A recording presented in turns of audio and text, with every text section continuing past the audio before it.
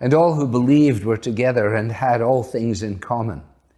And they were selling their possessions and belongings and distributing the proceeds to all, as any had need.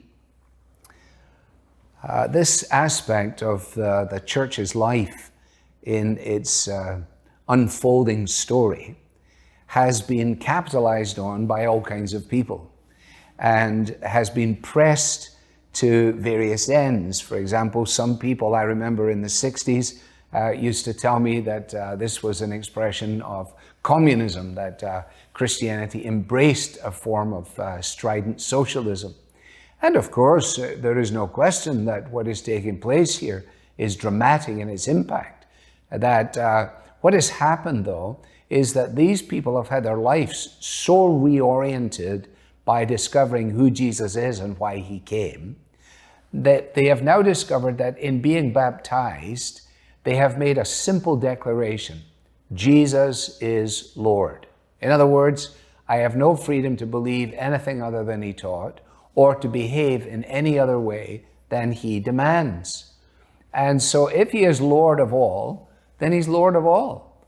And that means that the things that have been entrusted to me are not simply possessions to use in selfish ends, but they are provisions that I can share with others as need and opportunity arises.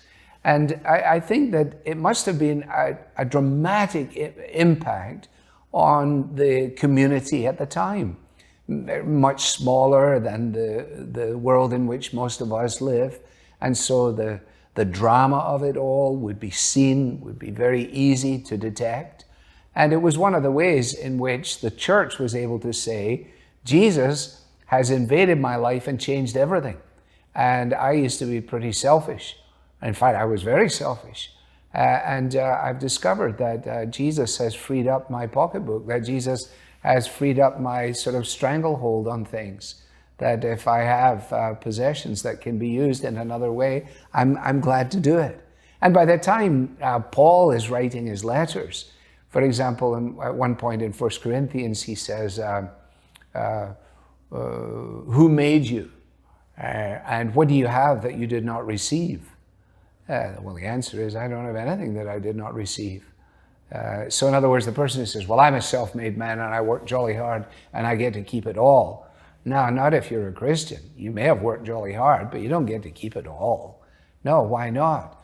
Well, because we're committed to the apostles' teaching, to supporting the church, to sharing in its life, and to participating with those who are in need. Actually, when he writes to the Thessalonians, Paul says, aspire to live quietly, to mind your own affairs, to work with your hands, as we instructed you, so that you may walk properly before outsiders and be dependent on no one. This is a much bigger subject than we can get into right now.